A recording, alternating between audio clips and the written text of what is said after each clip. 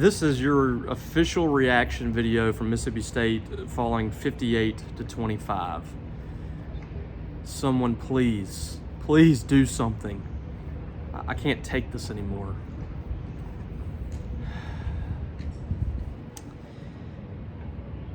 .673 yards of offense for Arkansas in this game. Taylor Green looked like a Heisman candidate. 23 for 29 for 314 yards, 5 touchdowns. He threw 4 of those to wide open tight ends. Also rushed for 79 yards and a touchdown, 8 carries. The freshman running back, Braylon Russell, who's the backup, had 16 carries for 175 yards. They're really excited about him. He's a really good player, but alas. And then DeBinion, the other running back, 11 carries for 98 yards. Those 3 running backs combined averaged over 10 yards per rush in this ball game. Their offense had 10.2 yards per play out of their 66 plays. And oh yeah, the sick joke being played by God in this game is 0 for 7 on third downs for Arkansas offensively. Mississippi State was putrid on third downs last week. They go 0 for 7 in this game and have the worst defensive performance of the year. I can't explain it. I really can't. State is last in the SEC in almost every defensive category, but the category that they are worse than anyone in the entire country is completion percentage by the quarterbacks. And Taylor Green completed 79% of his passes, which is 21% above his season average.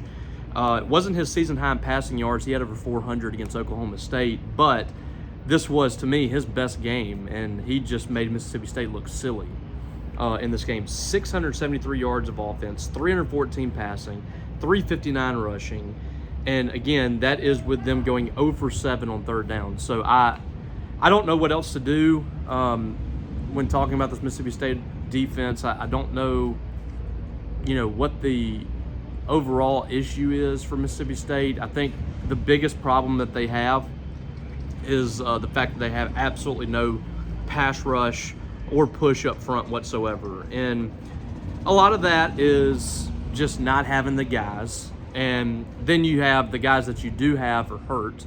So you just have very little depth. I mean, you're starting a true freshman at the defensive tackle spot. Travion Williams was out today. That was a big hit. DeMonte Russell was out today. Neither one of those guys have done a lot for the Bulldogs to this point, but that's some depth that you don't have anymore. So just absolutely no pass rush.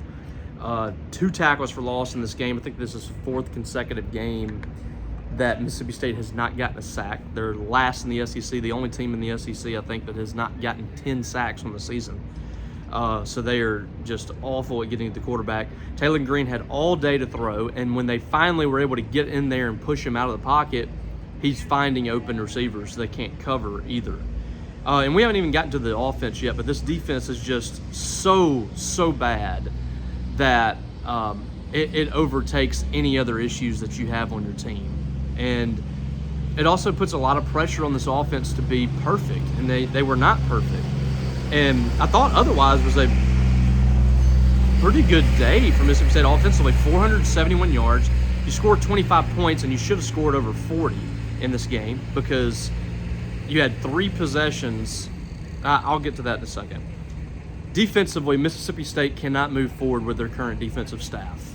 There's no way that you can convince anyone out there that this deserves another year. And quite frankly, Jeff Lebby, he's losing the fan base this year. The crowd already was really bad today, and then by halftime there was hardly anybody left in the student section. You're getting drowned out by Arkansas fans. The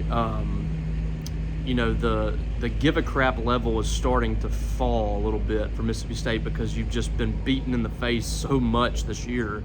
It's kind of difficult to find a lot of positives now because you have nothing to sell as far as results. You continue to lose. You've lost 7 straight games.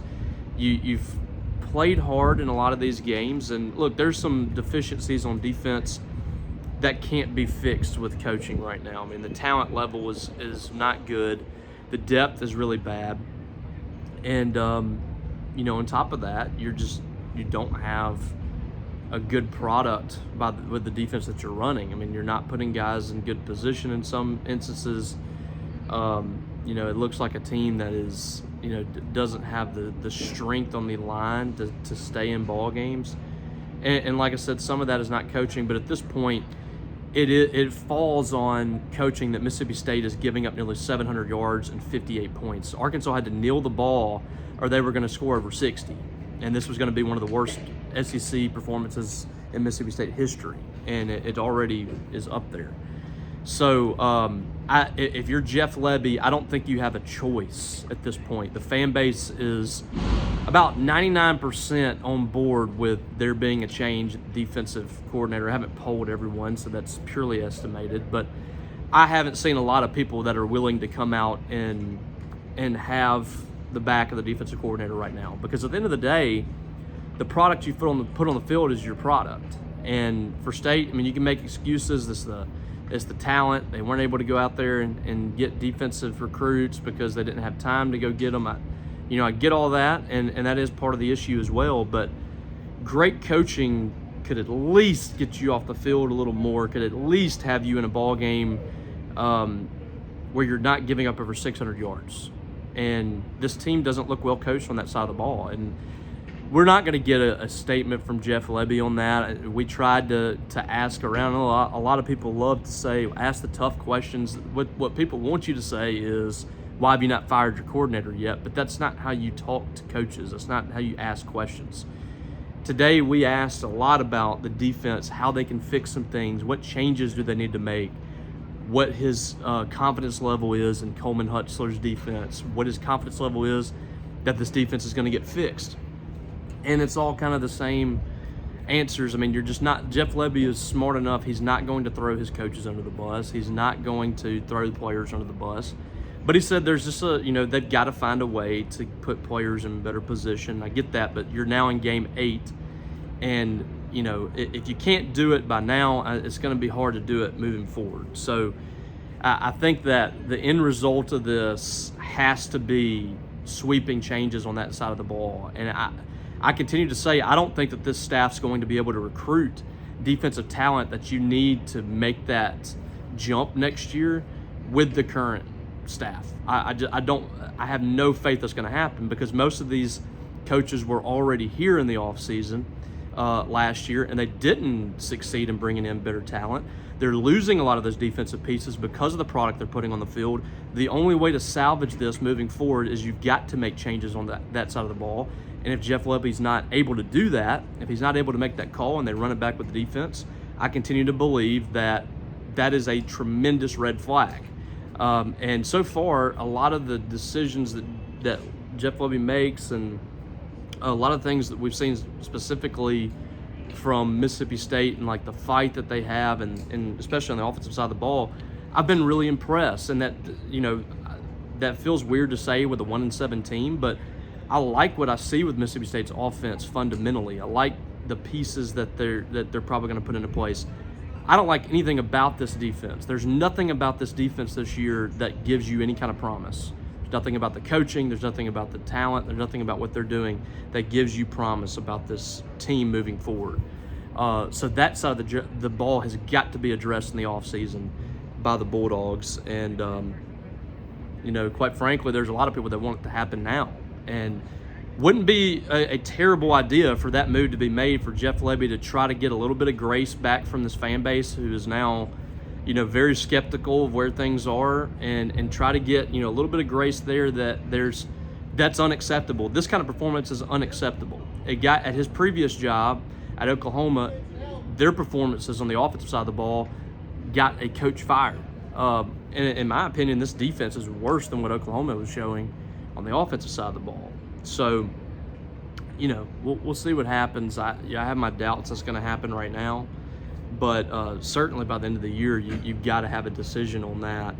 And, Mississippi State's got to move forward there because this is unacceptable. It was quite frankly sad to watch. It was so embarrassing. Arkansas is a much improved team, and I don't want to take anything away from them. Bobby Petrino called a great game. Taylon Green played great. Their offensive line was fantastic. Their running backs were great. they didn't do anything. Mississippi State didn't give them everything. They played a great game. But you should never give up 58 points and 670 yards to Arkansas. It just shouldn't happen. To just about anybody. I mean, in the SEC, if you're fielding an SEC defense, you should not give up 58 points and 673 yards. There's nothing about that is excusable for Mississippi State. It's just the fact they're in this position is embarrassing. And Mississippi State's never put a defense on the field this bad. I feel very confident in saying that. And this is one of the worst SEC defenses I've seen in a while. So I've got 10 minutes in on the defense. Now let's talk a little bit about the offense, because I don't want to let them off the hook. Execution was really poor in this game for Mississippi State offensively. You scored 407. You got 471 yards of offense. You scored 25 points, and you left probably 24 points out there that were very easily attainable for you. You had 3 potential touchdowns, didn't go your way, but you didn't finish. 2 touchdown passes to Seydou Traoré. The first one, it looked like he was in. The second one, I think he was out of bounds, but he was inside the 1 yard line. And then he makes just a boneheaded celebration penalty, throwing the ball in the air before the play was even blown dead almost. And that was, 2 scores wiped off the board. They got a field goal out of one of those, but that's that should have been 14 points for Mississippi State on those 2 possessions. That completely changes this football game. As bad as State was on defense, the offense not taking care of business right there and finishing those drives, that's where the game was really lost for them. I don't think Arkansas has 58 points. I don't think you can just transfer those points over if those are touchdowns. I think this game changes tremendously.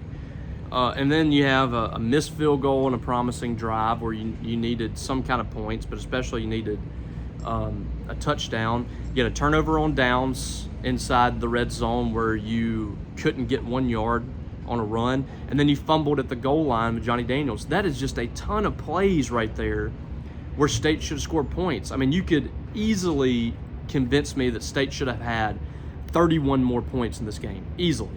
If you made a point about that, I would agree with it 100%. Like, I think State left at least 31 points off the board. That's how bad it was. I mean, that just too many missed opportunities. But Michael Van Buren, he threw 2 interceptions and he had 2 fumbles. Other than that, I thought was a great game. 22 for 31 with 309 yards, 2 touchdowns. Threw 2 interceptions in the game late. One of them, I don't know if it was really his fault, but is an interception nonetheless. And you give him the ball on 3 of these turnovers deep inside your own territory. That is a killer too. Saw some good things from Davon Booth and Johnny Daniels again today. Kevin Coleman was fantastic again today. Traoré, other than the penalty, I thought was his best game. 5 catches for 77 yards. Coleman 8 catches for 100. I thought the offense was fine, but you turned the ball over 5 times, and you can't win with 5 turnovers, and your defense forces 1. Had 4 sacks, 0 for your team. It was just this game. It just makes no sense. It makes no sense for Mississippi State to be this bad on defense. It makes no sense for State to have almost 500 yards of offense and not have the offensive day that you needed. It's just all around just rough stuff for the Bulldogs, and I thought they'd really turned that corner. I was concerned last week. I mentioned it a couple of times, but I kind of let it pass. I was concerned with the body language after the game from Mississippi State, and I can't fault Mississippi State players and Jeff Lebby at all for it, but I think that they were definitely frustrated with how things had been going. They had 3 straight games where they played pretty darn good football. You're in the ball game. I think what you're seeing now is a team that just they haven't been able to get over the hump, and they don't know how to at this point. and that's a concern going into next week against UMass. This is a awful UMass team, but State has got to win that game to just feel good about itself again, beyond just playing teams tough. I don't know what that game will do for Mississippi State if they win it. I don't know if it's going to change a whole lot, but I do know that this team needs a win in the worst way, just to go into Sunday feeling good for the first time in a while, because it's just it's wearing on them. And like I said, I don't blame them at all. And I feel bad for the team at this point, just because I don't think that they're not playing hard. I don't think that they're goofing around or anything like that. I just think that they just don't know how to win games. And then on the defensive side, you're just so bad. There's no way around it. I'm sure DeMonte Russell and Travion Williams would have helped, but I don't know if it would have been the difference in the ball game, because State's, even with them, have struggled to get in the backfield. But big picture, again, I just don't see a way out of this for the defensive staff, because you just can't keep putting this on the field. This is going to be historical for Mississippi State on the defense. That's how bad it's going to be by the end of the year. Points, yards, all the stats. Mississippi State, this is going to be arguably the worst defense in the country. And an Arkansas team that averages 17 a game in SEC play, they scored 58. Major step back from Mississippi State, losing this game the way that they did. So gotta get back up off the mat and try to get a win next week if you're Mississippi State. But I don't know how much longer this fan base can kind of hold on. It already looked like they were getting disinterested today, and I don't know how many people you're going to have next week, but it's going to be the worst attended game of the year by far, and maybe the worst in a long time. So I don't know what to tell you if you're a State fan, but like I said at the beginning of this thing, I just want somebody to do something, please. Just put a stop to this misery. It is it's rough. I know it's rough on you guys too. And you guys are spending the money and all that stuff, and I hate it for you, but this is really difficult to cover week in and week out. But we got the leaf blowers out, so I'll cut it there so you guys don't have to hear all that. At least we don't have sprinklers. That's a plus. No sprinklers today. I've not been doused with the sprinklers. My computer is escaping unscathed, so I guess we got that going for us, huh? All right. Subscribe to this channel if you haven't already, whether you like me or not. Maybe I entertain you some. You can laugh at me, you can hate me, I don't care. But I would appreciate a subscription if you don't mind. Costs you nothing. We'd love to have you come over and check us out at Maroon and White Daily. We got a deal right now, great deal. If you sign up, you get the first week for just $1. The rest of the year, 50% off. So you get an entire year 50% off of your subscription, which is somewhere around like $60 or something like that, I think, for the entire year. It's a great deal. We're about to start basketball. It feels like relief is around the corner, and there's sprinklers. So come check us out. We'd appreciate it. We'd love to have you. All right, guys. I guess I'll talk to you later. We'll catch you on Monday. We will have Talking Dogs again, and we'll be able to relive some of this once again. All right. Catch you down the road.